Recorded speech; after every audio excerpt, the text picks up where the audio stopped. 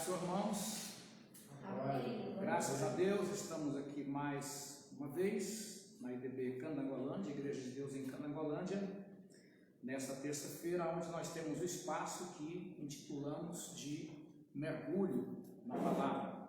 Isso porque nós pegamos a palavra que é ministrada no domingo de manhã na escola bíblica dominical, no domingo à noite, e levamos esta palavra a um detalhamento nas terças-feiras.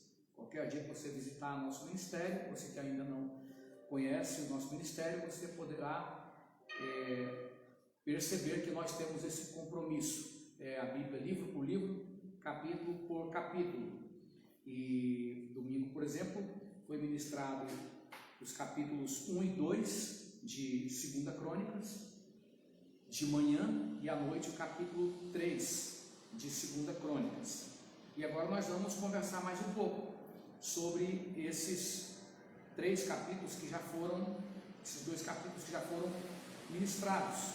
Começando pelo capítulo 2, nós vamos fazer uma leitura de alguns versículos, depois faremos uma leitura de alguns versículos do capítulo 3 também, para que possamos, na direção de Deus, ministrar esta palavra.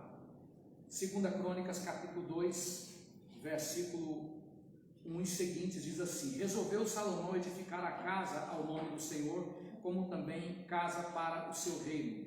Designou Salomão 70.000 homens para levarem as cargas, 80.000 para talharem pedras nas montanhas e 3.600 para dirigirem a obra. Salomão mandou dizer a Hirão, rei de Tiro: Como procedeste para com Davi, meu pai, e lhe mandaste cedros para edificar a casa em que morasse, assim também procede comigo. Eis que estou para edificar a casa ao nome do Senhor meu Deus, e lhe a consagrar, para queimar perante ele incenso aromático, e lhe apresentar o pão contínuo da proposição e os holocaustos da manhã e da tarde, nos sábados, nas festas da lua nova e nas festividades do Senhor nosso Deus, o que é obrigação perpétua para Israel. A casa que edificarei há de ser grande, porque o nosso Deus é maior do que todos os deuses. Ainda considerando o capítulo 3, a partir do versículo 1, diz assim: Começou Salomão a edificar a casa do Senhor em Jerusalém, no monte Moriá, onde o Senhor aparecera a Davi, seu pai, lugar que Davi tinha designado na ilha de Ornã, o Jebuseu. Começou a edificar no segundo mês, no dia segundo, no ano quarto do seu reinado. Foram estas as medidas dos alicerces que Salomão lançou para edificar a casa de Deus. O comprimento em côvados, segundo o primitivo padrão, 60 côvados e a largura 20. O pórtico diante da casa media 20 côvados no sentido da largura do lugar santo, e a altura 120, o que dentro cobriu de ouro puro. Também fez forrar de madeira, cipreste, a sala grande, e a cobriu de ouro puro, e gravou nela palmas e cadeias. Também adornou a sala de pedras preciosas, e o ouro era de Parvaim. Cobriu também de ouro a sala, as traves, os umbrais, as paredes e as portas, e lavrou querubins nas paredes. Fez mais o santo dos santos, cujo comprimento, segundo a largura da sala grande, era de 20 côvados, e também a largura de 20, cobriu-a de ouro puro do peso de 600 talentos. Começando por esses versículos finais, que falam da construção do templo e desta parte, que era o Santíssimo, ou Santo dos Santos, nós somos levados à compreensão de que esse projeto magnânimo, que era uma das maiores maravilhas do mundo daquela época, atrairia os olhares das nações pela sua magnificência, pela sua estrutura, sua estatura pujante, glamourosa, portentosa. Então, os olhares de muitos foram atraídos para aquela obra colossal. Então, você vê aqui o emprego de toda espécie de material, cobre, ferro, que era raro naqueles dias, a ponto de ter a participação de Tiro, que que era considerado o armazém do mundo daquela época, prata, madeiras de qualidade nobre, toda espécie de material da natureza, matéria-prima, era empregado ali, bem como mão de obra de milhares de pessoas, um projeto que envolveu um grande concurso de pessoas, tanto a nível nacional quanto a nível internacional. E a ênfase que nós precisamos compreender que está aqui, não é nem que nós vamos dar esta ênfase somente, é que ela está aqui, que o fim último de todo esse projeto, de todo esse dinamismo, de toda esta movimentação, que era uma movimentação de proporção internacional, o fim de toda esta obra era a adoração, era o louvor. É o que nós temos aqui no versículo 6 do capítulo 1 de 2 Crônicas, quando diz: Salomão ofereceu ali sacrifícios perante o Senhor sobre o altar de bronze que estava na tenda da congregação, e ofereceu ele 1000 holocaustos. Então você tem aqui a ideia do comprometimento total do projeto de vida ou da própria existência. Por quê? Se você parar para analisar, o nosso corpo, ele vem da onde? Deus fez o homem da onde? Deus fez o homem do pó da terra. Quando a Bíblia diz que Deus fez o homem do pó, nós compreendemos a partícula menor de átomo, né? O pó da terra, a partícula menor. Deus fez o homem desta partícula menor que vinha da terra. Da terra veio o ouro também, da terra vem a prata, da terra vem toda espécie de minério, da terra vem a água, da terra vem o alimento, da terra vem o petróleo, vem as riquezas, na sua totalidade, tudo vem da terra. Desta mesma terra veio, Deus criou o homem. É importante até lembrar que a palavra terra, da onde veio todos esses recursos para a fabricação, para a construção, melhor dizendo, daquele projeto glamuroso que era o templo, a palavra terra no hebraico, sendo Adamá, ela é uma palavra que nas suas vogais ela é correlata da palavra homem para gênero humano, que é Adam. Então Adamá e Adam, há uma ligação íntima, há uma proximidade nessas palavras quanto ao seu significado, que torna praticamente impossível compreender homem, gênero humano, sem compreender terra. Isso é tão profundo que você percebe que de uma região para outra, de um determinado país, as pessoas podem falar o mesmo idioma, mas o fato deles serem de uma determinada região leva àquela questão linguística, que é o quê? O regionalismo, a diferença da expressão do nordestino para a expressão do carioca ou do sulista, que é uma riqueza. O sotaque, né, é uma riqueza, mas é para se perceber que a terra, ela tem uma importância tão grande a ponto de que, por ser de uma determinada região, isso repercute na expressão, né? Isso repercute na expressão idiomática, linguística do indivíduo. Mas aonde é que nós precisamos chegar aqui? Salomão, ele oferece sacrifícios. O termo utilizado aqui para falar dessa oferta, desses sacrifícios, é o termo hebraico olá, que era, dentre as várias ofertas que existia a oferta de queima total, aonde o sacrifício, o animal, passava pela queima total, daí dá-se o nome de olá, que era a queima total. Para significar o quê? Que a finalidade de tudo o que Deus criou, de todas as coisas que Deus criou, é exatamente levar o homem a esta interatividade com Ele, a esse relacionamento, a esta comunhão que acontece na adoração, acontece no louvor, que não estamos falando unicamente de uma expressão de louvor exclusiva, como muitos entendem, que acontece quando os irmãos se reúnem com instrumentos, com cânticos, então entendem que aquilo ali é louvor. Então diminui o sentido do louvor, da adoração. Louvor é a totalidade da sua vida. Louvor é quando você entrega continuamente tudo que você é, tudo que você faz, tudo que você tem a Deus.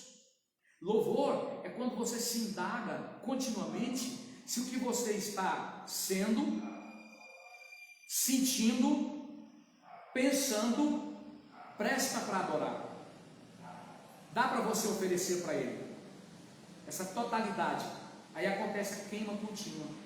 Isso é louvor, isso é adoração, isso é culto, isso é oferta. Então todo aquele projeto que foi o maior da história de Israel, e não se tem notícia de um templo com aquela magnificência depois desse templo que foi destruído pelos ídolos de 586 depois de Cristo. Não tem notícia de que alguém conseguiu construir algo com aquela magnificência, né? Então isso é muito importante, irmãos, que seja devidamente compreendido, porque Deus está mostrando para o povo que está retornando do cativeiro que a derrota, o fracasso, ele sempre acontece quando há um desvio da finalidade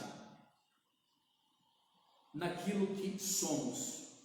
Há um desvio de finalidade naquilo que temos. Há um desvio de finalidade naquilo que sentimos, pensamos, falamos, na nossa maneira de viver em geral. Quando há um desvio de finalidade, então Deus vai tomar providências, pela história que fez isso, para demonstrar que, sendo dele a terra e toda a sua plenitude, dado ao homem para que ele pudesse adorar a Deus em santidade, se o homem desvia esta finalidade, ele vai dizer para o homem, de várias formas ele vai dizer: não vou te dar minha glória. Minha é a glória, e eu não vou te dar. Minha é a glória e a outra e não darei, diz o Senhor, nem o meu louvor, as imagens de escultura. Não é? Então, quando esta glória do templo é passada através dos anais da história para o pessoal que retornou do cativeiro, depois estando aí no período persa, né, pelo quarto século antes de Cristo, então eles olham para trás, aqueles que não eram vivos na época e que tomaram conhecimento daquela glória, e aquilo dói muito, aquilo pesa muito. Quando você é levado à consciência de uma perda amplíssima, por mais que você não viveu quando aquela perda aconteceu, vamos supor que você é avisado em um determinado momento que era para você ser rico, porque o seu pai, o seu avô eram donos de uma fortuna incalculável, mas aquilo se perdeu por algum motivo. Então você vive uma vida pobre, uma vida bem limitada, de privações, e alguém pega uma história e mostra para você: olha, você tinha condições de ser hoje alguém que estava muito bem, estaria muito bem, mas aconteceu algo na história para trás que te privou de viver uma qualidade de vida incomparavelmente maior do que a qualidade de vida que você está vivendo agora. Então foi isso que foi passado para os egressos, para o pessoal que tinha retornado do cativeiro. Aqueles que eram vivos na época desta glória, desse tempo, os que sobreviveram, né? Tinha alguns deles que, analisando a história por Esdras e Neemias, você vai encontrar, quando Esdras dirige ali um momento de reavivamento, então aquele povo começa a chorar copiosamente, e esse pranto copioso, ele vinha principalmente daqueles que conheceram, que sobreviveram daquele tempo em que esta glória toda aconteceu, em que Deus manifestou-lhe seu poder, né? Capítulo 7 de 2 Crônicas fala da descida daquilo que a gente chama de a Shekinah de Deus. O pessoal fala Shekinah, mas a pronúncia correta é a Shekinah de Deus, desceu ali. Então houve ali uma comoção a nível internacional pelo que Deus fez ali, e era algo realmente indescritível. Então aqueles que eram sobreviventes, quando o outro templo foi construído, depois com apoio de Ciro, o persa, então aquele templo é construído, eles olham para aquele templo algo muito singelo, algo muito simplório, algo que ficava muito aquém daquele templo de outrora. Então eles choram copiosamente, a ponto de Esdras, os escribas ali, aquele pessoal, dizer: olha, não chore assim, a alegria do Senhor é a nossa força. Vocês não puderam adorar verdadeiramente quando tinha todas aquelas condições, porque ao invés de colocar os olhos de vocês em Deus, vocês colocaram nas condições que Deus lhe deu. E aqui há algo muito importante na direção do Espírito Santo para a gente refletir, para a gente pensar. Há muitas pessoas que encerram o discipulado nas suas vidas. A gente vive uma época em que você começa a discipular uma pessoa e daqui a pouco você não consegue continuar, né? Porque ele é descoberto pela turma do Reteté, pelas Maria Labareda, né? pelos irmão Tocha, né? Irmão Zé Fogarel, que anda por aí se vai, né? A turma que tem a unção da lagartixa, né? Então descobre a pessoa que está sendo discipulado, e aí diz para ele: olha, Deus já te falou que o seu tempo nessa igreja já acabou? Deus já te falou que esse lugar é pequeno para você? Deus já te falou que você vai andar muito, vai viajar muito? Aí, como na lebre espírita, né?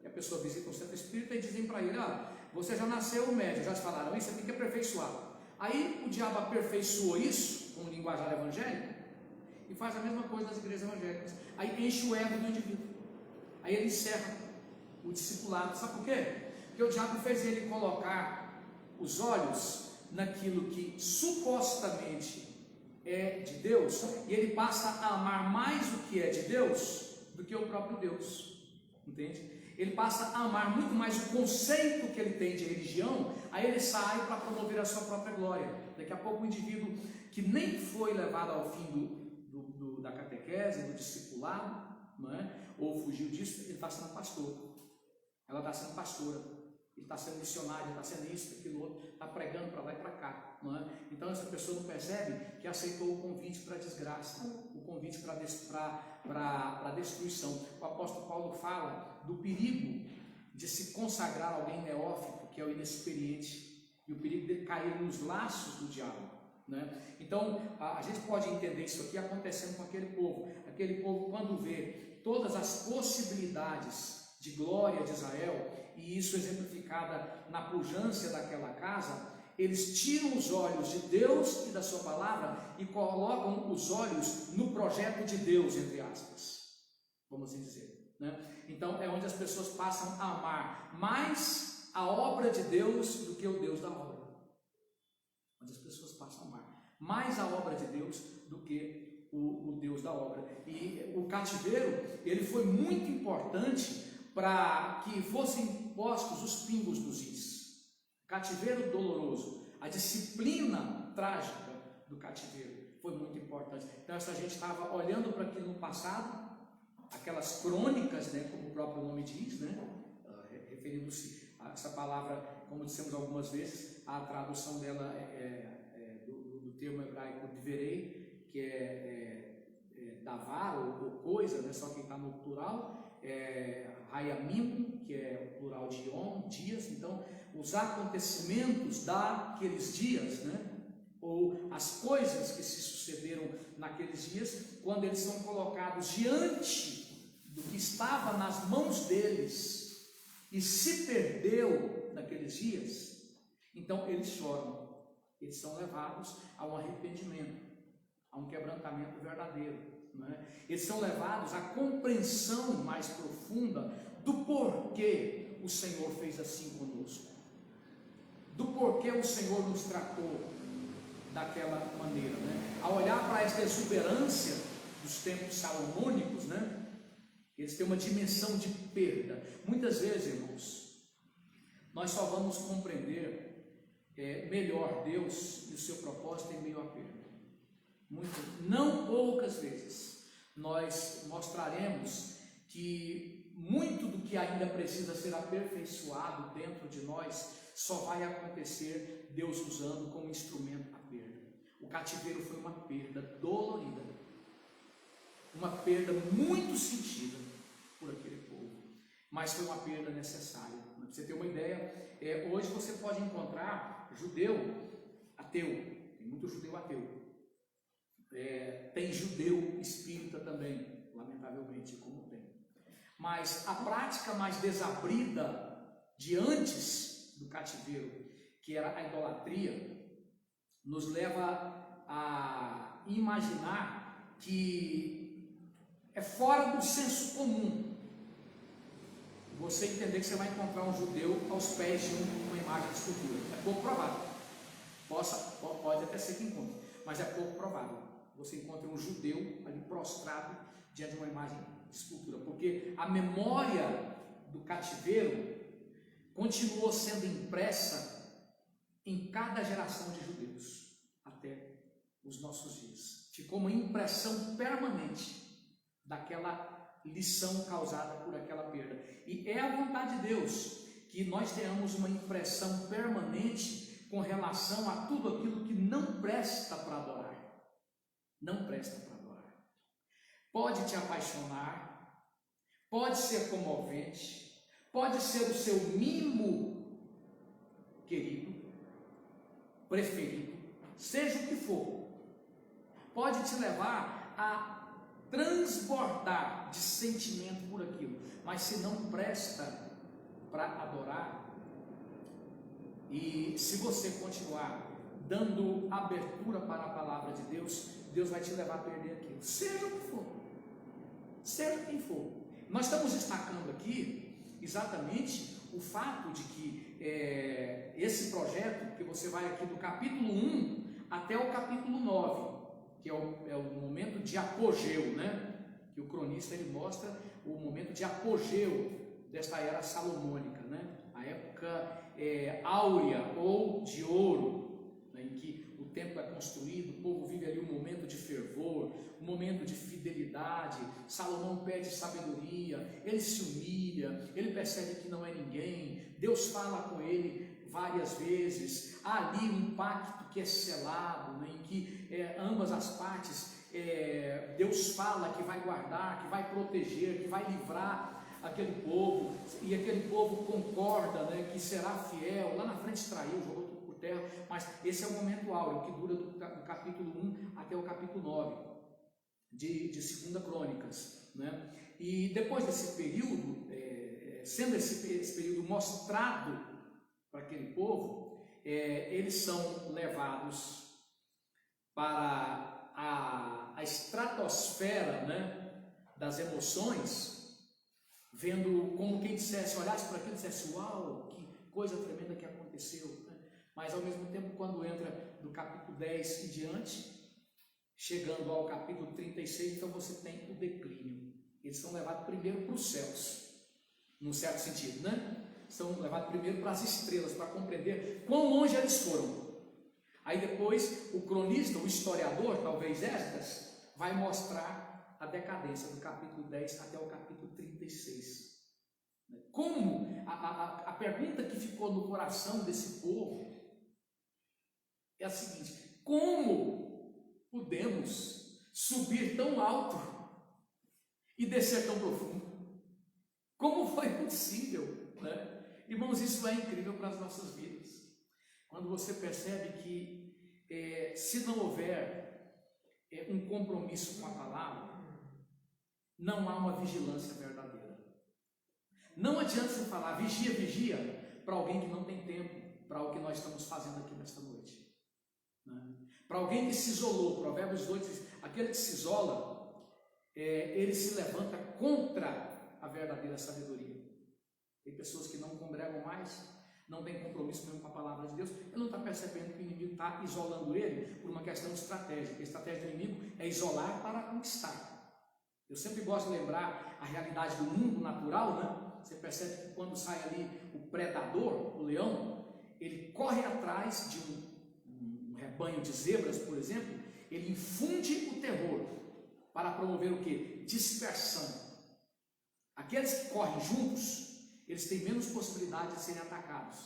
Ele fica de olho no que ficou para trás, no que se isolou. Então, muitos crentes, devido à gritaria do mundo sem Cristo, devido à política de pânico, estratégia do terror que está acontecendo nos nossos dias, eles agradeceram ao Deus desse século pelos motivos que eles têm para não congregar mais, né? E outros motivos que eles têm, da lavra do orgulho deles, da soberba deles, né? Como Paulo fala para o pessoal de Corinto, lá em 1 Coríntios, capítulo 8, se não me falha a memória, ele diz o seguinte: sem nós reinais, já estáis fartos, né? Ele é irônico, colocando a pseudo-independência daquela gente. Então o inimigo isola para vencer, né? E esta palavra nos mostra que não tem como você ter uma vida vigilante.